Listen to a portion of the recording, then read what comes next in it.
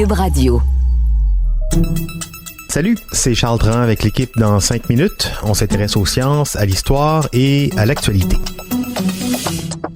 Aujourd'hui, on parle des hyperpolyglottes. Ces gens qui ne parlent pas 2, ni 3, ni même 4 langues, mais une multitude de langues différentes et qui les apprennent avec une facilité vraiment déconcertante, limite un peu frustrante. Alors, comment est-ce possible? D'où vient ce don exceptionnel qui fait donc des jaloux chez bien des gens qui peinent à en maîtriser 2, voire 1 correctement? Voici Véronique Morin. Pour la plupart d'entre nous qui ne parlent qu'une seule langue, ou peut-être même 2 ou 3, l'idée d'en apprendre 20 ou 30 semble impossible. Mais il y a des gens qui ont réussi cet exploit remarquable.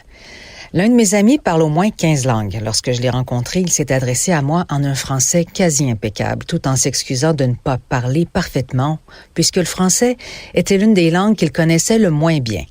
Natif de la Hongrie, né de parents russes, spécialiste de la culture chinoise, évidemment, il parle le hongrois, le russe, le mandarin, mais aussi l'anglais, l'allemand, l'italien, le néerlandais, l'indonésien et plusieurs autres langues européennes, asiatiques et africaines. Rendu là, on appelle ça un hyperpolyglotte. Comment fait-il? Eh bien, je n'ai jamais pu percer son secret, mais j'en ai déduit qu'en plus d'être très humble, il était pourvu d'une grande intelligence, et puis que la nécessité était la mère de la réussite, puisque toutes ces langues lui sont utiles en tant que chercheur et professeur en anthropologie spécialisé dans les mouvements migratoires chinois. Cela dit, revenons à notre sujet. Il existe une association internationale des hyperpolyglottes. Elle accueille des membres qui parlent 6 langues ou plus. Mais il faut dire que la plupart des vrais hyperpolyglottes préfèrent rester dans l'ombre et ne pas se vanter.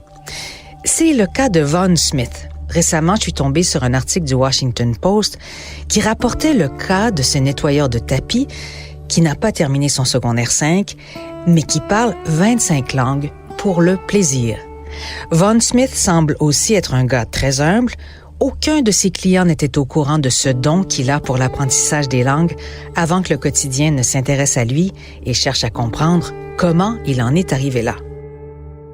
La journaliste a donc amené M. Smith au Massachusetts Institute of Technology, le MIT, pour demander à des chercheurs de voir ce qui se passe dans son cerveau. Dans une petite expérience comparative, les chercheurs ont pris des images des cerveaux de Von Smith, l'hyperpolyglotte, et de la journaliste unilingue du Washington Post, Jessica Contreras, avec un scanner.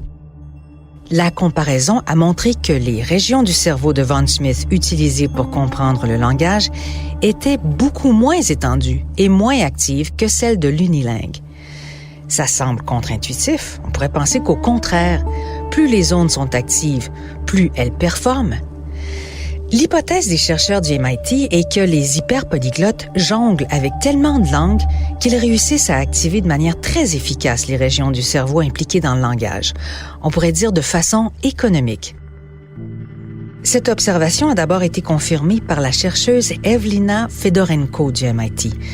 En étudiant une vingtaine de polyglottes et de hyperpolyglottes, elle a pu confirmer que les zones du cerveau impliquées dans le langage sont beaucoup moins étendues chez ceux-ci.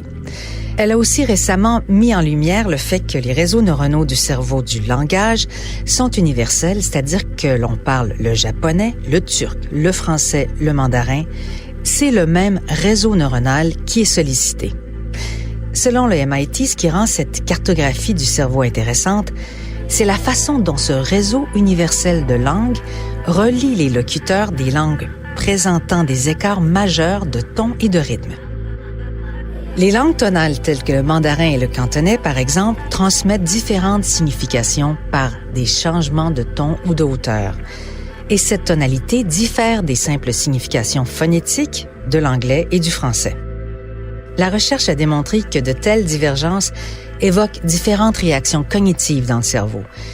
Mais ce réseau de langage universel, selon le MIT, peut approfondir la compréhension de l'évolution de la communication humaine, montrant comment le cerveau déploie le langage de manière plus fondamentale que les simples différences de sons. Peut-être que cette découverte qui a été publiée dans la revue Nature Neuroscience à l'été 2022 va nous permettre un jour de percer le mystère des hyperpolyglottes. parce qu'ils sont peu étudiés et il reste beaucoup à comprendre sur eux. Les comprendre davantage permettrait peut-être aussi d'élucider certains troubles de langage. Ouais, et élucider le mystère des polyglottes permettrait peut-être à plus de gens de s'initier à une multitude de langues. J'avais pris des cours de mandarin jadis dans une autre vie et c'est la régularité et le temps qu'on y consacre qui fait toute la différence. Ce que je n'ai pas fait, plus que le niveau de difficulté de la langue, c'est ce que nous répétait la prof et j'ai tendance à la croire, surtout après ce que je viens d'entendre. Si on est capable de bien apprendre une langue, on est capable d'en apprendre une autre et puis une autre ensuite. Mais c'est comme dans tout, ça prend des efforts. Merci Véronique Morin, c'était en 5 minutes.